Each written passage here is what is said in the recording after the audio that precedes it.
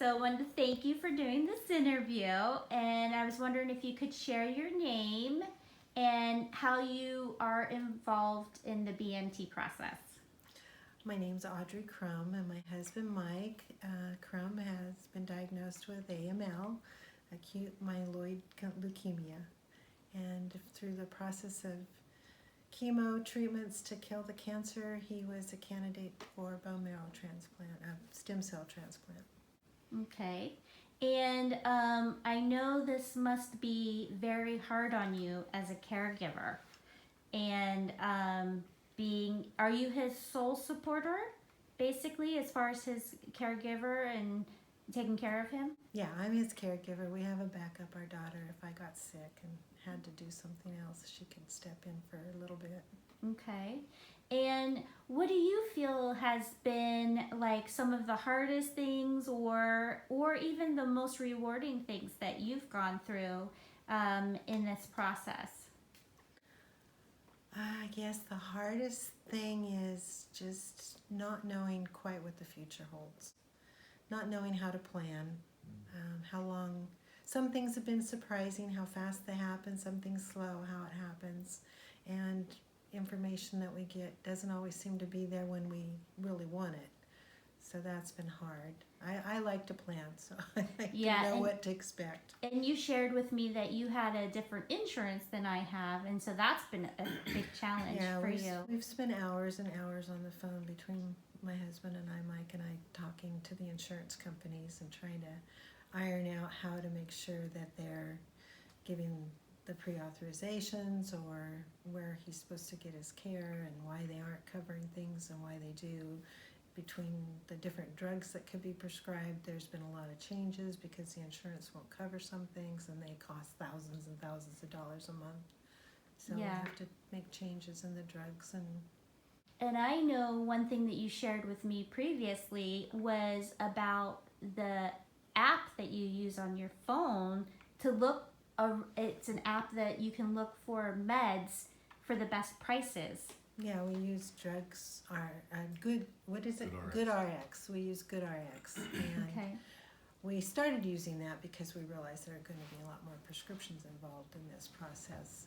Before that, we used to just call around all the different pharmacies and get different prices, and with insurance and without insurance, because all of them are different, and try to find the best one. A lot of times we've just paid cash for our prescriptions because it's actually cheaper than the copay. Wow. Yeah. And it'll be a $10 copay and the drug would be $5 or $7. I know. So we have Kaiser, and one of our medications, the regular price, the pharmacist told us is $3,000, or I think my husband may have looked up the price of it. It was $3,000, and our copay was $150, which is a good deal. But when they first gave me how much, and we had 10 medications to pick up. Yeah, you put that with all the other medications. Yeah, and you're like, it makes a big dent in your Yes, it adds up fast. With GoodRx, we also compare the prices that way between cash prices and insurance, and found better places. So we actually get prescriptions from 3 different places. Because it's just more beneficial. It's less expensive in different places, and so we pick the best of different. Saves money, definitely. And there can be a big difference between $100 one place and $10 another place. It's amazing. I don't understand why. But. Yeah, that's crazy, isn't it? Yeah. So what are some of the positive things that you've experienced throughout a very difficult time? The friends and family and people we aren't necessarily really close with have come through with support, prayers, concerns. People that we knew just occasionally visited with through other friends ended up being good friends with their support. Either they've gone through a problem like this or are experiencing a problem right now, and we've become sharing our experiences really close. And so relationships and community is really meeting people that are experiencing the same problems, and it just feels good to know that there are so many good people out there that are giving of themselves to help us. Right.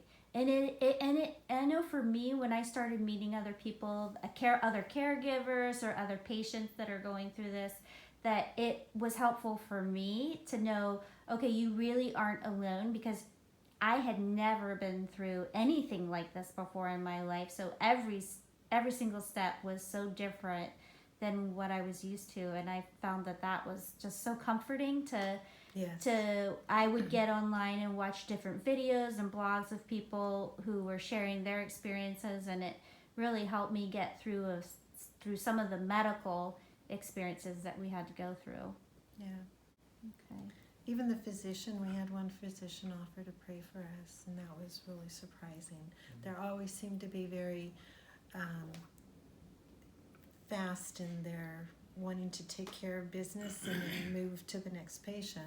And just taking that few moments that he took to say something was really comforting. Really made a big difference, Made didn't an it? impact. On the day, let alone the whole outlook. Well, I'll never forget that moment when he just stopped a second before leaving the hospital room and saying, "May I pray for you?" Just Wow. No, I'll never forget that feeling. Yeah.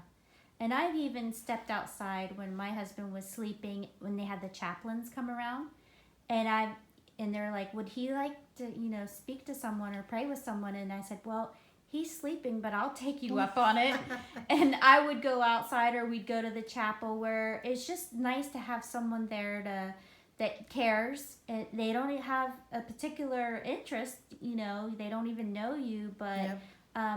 they care the fact that you're suffering, and they just want to help in any small way that they can. And it's just so much to be able to just unload a little bit, and someone say, that is a lot that you're going through. I found that helpful too. Yeah. So is there anything else that you would like to share? Well, I hope everybody that is going through hardships and realizes there are people that do care, and you just have to hear and look, and they're there. Put yourself out there. Yeah. Be vulnerable, right? Put yourself out there. And if you have any questions, concerns, uncomfortable about anything, ask questions. Ask until you're comfortable.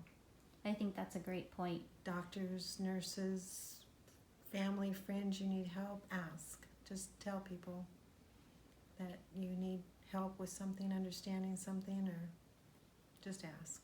That's wonderful. Thank you so much for sharing. I appreciate it.